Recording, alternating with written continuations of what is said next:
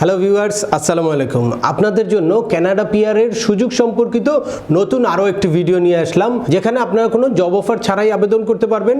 আরও একটি বড় সুবিধা হচ্ছে এখানে কোনো এইজের লিমিট নাই। আমরা যারা অনেক ওভার এইজড হয়ে গিয়েছি, 44 বা 45, 46, 50 আপ, তারা অনেকেই চিন্তা করে যে আমাদের জন্য কানাডা পিআরের কোনো অপশন আছে কিনা। তাদের জন্য একটা সুখবর হচ্ছে এই প্রোগ্রামে কোনো এইজের লিমিট নেই। At the same time express এন্ট্রির পুলে কোনো প্রোফাইল ক্রিয়েট করা ছাড়াই আপনি এই স্ট্রিমে আবেদন করতে পারবেন। এই স্ট্রিমটার নাম হচ্ছে Newfoundland and Labrador priority skill stream. তো চলুন আমরা দেখব এই প্রোগ্রামের application process, requirement, at the same time 35 priority occupation লিস্টটা একটু দেখব এবং পয়েন্ট গ্রিডটা কি সেটাও আমরা দেখব। আপনারা দেখছেন চ্যানেল বিজনেস টিপস 360, আর সাথে আছি আমি সিএম আমিনুল বাহার। আপনারা যারা এই চ্যানেলে নতুন বা এই চ্যানেলটি এখনও সাবস্ক্রাইব করেননি, আপনাদের সবাইকে বলবো ইউএসএ, কানাডা সহ ইউরোপের বিভিন্ন দেশের পড়াশোনা, জব, ভিজিট ও মাইগ্রেশন সংক্রান্ত বিভিন্ন আপডেট ইনফরমেশন পেতে আমাদের এই চ্যানেলটি এখনই সাবস্ক্রাইব করুন। আর যারা অলরেডি সাবস্ক্রাইব করেছেন তাদেরকে অসংখ্য ধন্যবাদ।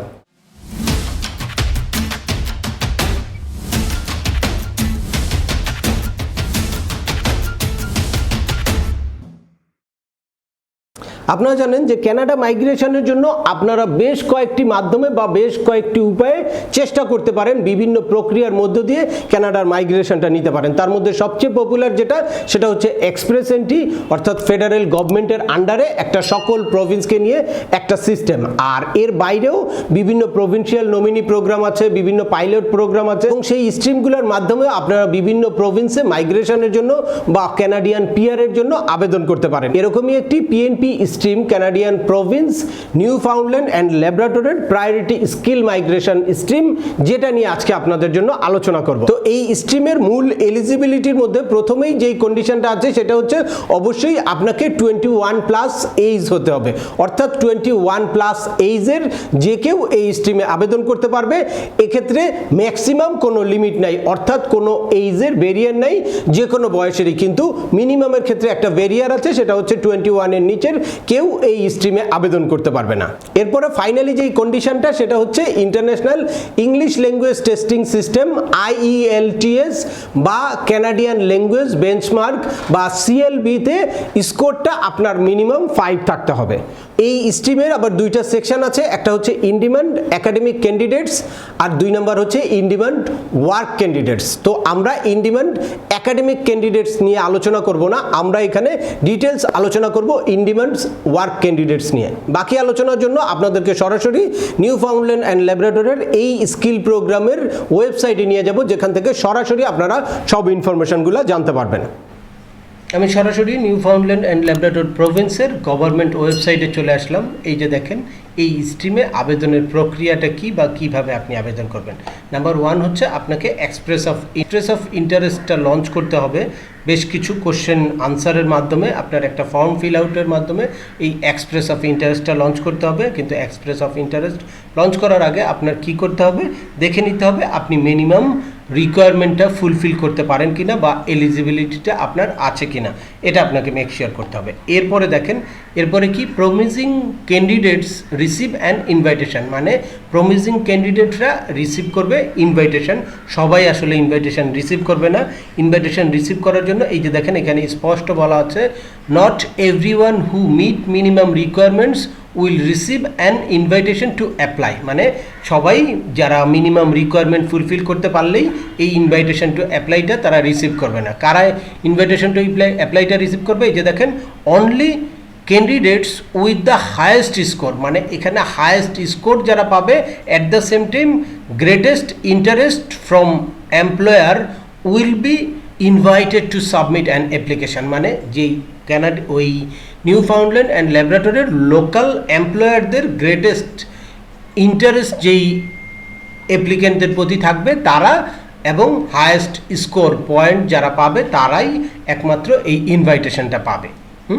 আর ফাইনালি দেখেন invitee apply through the online portal, মানে যখন আপনি এই ইনভাইটেশন টু অ্যাপ্লাইটা পেয়ে যাবেন তখন আপনি অনলাইন পোর্টালের মাধ্যমে ওই প্রভিন্সের নমিনেশনের জন্য আবেদন করতে পারবেন, এবং নমিনেশন পেয়ে যাওয়ার পরে আপনি পিআরের জন্য আবেদন করে ফেলতে পারবেন। এই যে দেখতে পাচ্ছেন আপনারা প্রায়োরিটি স্কিল এনএল ওভারভিউ, এই প্রায়োরিটি স্কিল এনএল ওভারভিউর মধ্যে Newfoundland Labrador requires the completion of questionnaire, মানে কোশ্চেনিয়ার কমপ্লিট করতে হবে, which is scored applicant who exceed the minimum score of 60, অর্থাৎ মিনিমাম আপনাকে 60 অ্যাক্সিড করতে হবে। 60-র উপরে আপনি যখন পাবেন তখন কি করবে, 60 point will be accepted and their information will be viewable by staff and local employers, মানে স্টাফ এবং লোকাল এমপ্লয়ার্সরা তখনই আপনার ওই ইউআইটা ভিউ করবে, ভিউয়েবল হবে যখন আপনি 60 আপ মার্কস থাকবে।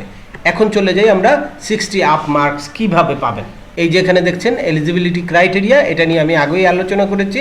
আইএলটিএস বা সিএলবিতে 5 থাকতে হবে, আর কি বি অ্যাটলিস্ট 21 ইয়ার্স হতে হবে, আর হচ্ছে intended to live permanently Newfoundland Labrador, আপনার পার্মানেন্টলি থাকার ইচ্ছাটা থাকতে হবে।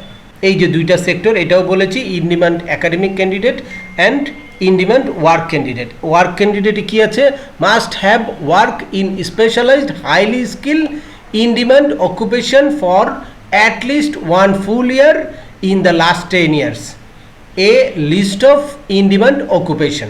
তাহলে আমাদের এখন দুইটা জিনিস জানতে হবে, যে এই ইন ডিমান্ড অকুপেশন মানে যে ইন ডিমান্ড অকুপেশনে 1 বছরের ওয়ার্ক এক্সপিরিয়েন্স থাকলেই আপনি এখানে আবেদন করতে পারেন, বা আপনি খুব হাইলি কোয়ালিফাইড হয়ে যান, প্রায়োরিটিটা পাবেন।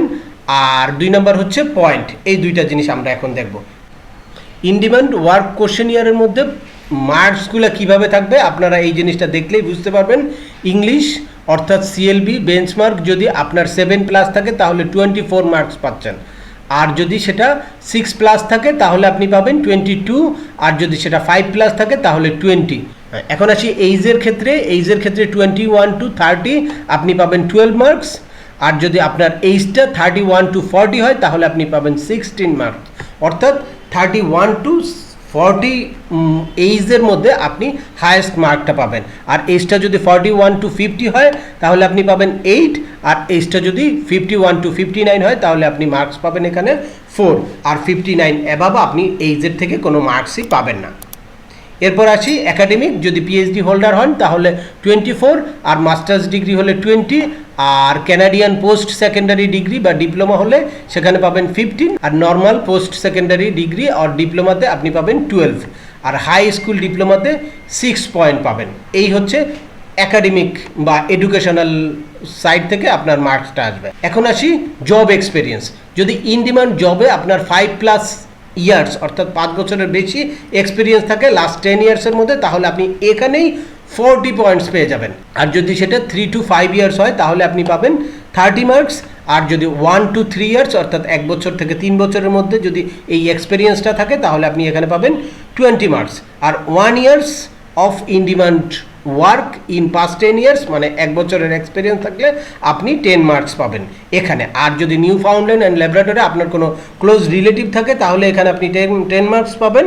এখন আমরা দেখব ইন ডিমান্ড জবগুলো, যেই 35 ইন ডিমান্ড জবগুলোর মধ্যে থেকে আপনার এক্সপিরিয়েন্স থাকলে আপনি ওই পয়েন্টগুলো পাবেন বা এই প্রায়োরিটিটা পাবেন। যার মধ্যে প্রথমেই আছে in demand health care sector occupation. এই হচ্ছে ইন ডিমান্ড হেলথ কেয়ার সেক্টরের এই অকুপেশনগুলোর মধ্যে যদি আপনার জব এক্সপিরিয়েন্স থাকে তাহলে এখানে প্রায়োরিটি পাবেন। এরপরে হচ্ছে এখানে নিয়ার অ্যাবাউট 10টা অকুপেশন আছে। আর এরপরে in demand technology sector occupation, engineering and developers. এই যে দেখেন এই অকুপেশনগুলোতে এক্সপিরিয়েন্স থাকলে আপনি এখানে হাইয়েস্ট পয়েন্টটা পাবেন। এখানে টাইম বেশি লেগে যায়, এই জন্য আমি ইন্ডিভিজুয়ালি ধরে আর এইগুলো নিয়ে কথা বললাম না। এরপরে দেখেন এগুলো আপনারা স্ক্রিনে দেখতে পাচ্ছেন। এরপরে আপনারা এই যে দেখতে পাচ্ছেন in demand aquaculture sector occupation. এই হচ্ছে অ্যাকোয়াকালচার সেক্টরের এই অকুপেশনগুলোর মধ্যে যদি আপনার এক্সপিরিয়েন্স থাকে তাহলে আপনি প্রায়োরিটি পাবেন। At the same time technical specialist, এই টেকনিক্যাল স্পেশালিস্ট এই অকুপেশনগুলোর মধ্যে আপনার যদি এক্সপিরিয়েন্স থাকে তাহলে আপনি এই প্রায়োরিটিটা পাবেন। তো আশা করি এই ভিডিও থেকে আপনারা কানাডিয়ান একটা প্রভিন্স নিউ ফাউন্ডল্যান্ড অ্যান্ড ল্যাবরেটরির প্রায়োরিটি স্কিল স্ট্রিম সম্পর্কে ডিটেলস ইনফরমেশন পেয়ে গেছেন। তারপরেও যদি আপনাদের এই সম্পর্কিত কোনো রকম কোনো প্রশ্ন থাকে অবশ্যই আমাকে কমেন্টস করে জানাবেন। এছাড়াও কানাডিয়ান পিআরের বিভিন্ন অপরচুনিটি সহ বিভিন্ন জবের আবেদন সম্পর্কিত অনেকগুলো ভিডিও আমাদের চ্যানেলে আছে। ওই ভিডিওগুলো দেখে ছোটোখাটো প্রশ্ন থাকলে কমেন্টসে করবেন। আর ব্যক্তিগত যে কোনো পরামর্শ বা সেবা নিতে ডিসক্রিপশনে থাকা আমাদের হোয়াটসঅ্যাপ নাম্বারে মেসেজ দিতে পারেন, ইমেল অ্যাড্রেসে ইমেল করতে পারেন। আর ভিডিওগুলো ভালো লাগলে এবং তথ্য সমৃদ্ধ মনে হলে অবশ্যই লাইক দিয়ে আপনার বন্ধুদের মাঝে ছড়িয়ে দিবেন, যাতে আপনার বন্ধুরা বিভিন্ন রকম প্রতারণার হাত থেকে বাঁচতে পারে। আবার দেখা হবে নতুন কোনো গুরুত্বপূর্ণ টপিকস নিয়ে। সে পর্যন্ত সবাই ভালো থাকবেন, সুস্থ থাকবেন এবং আমাদের সাথেই থাকবেন। আল্লাহ হাফেজ।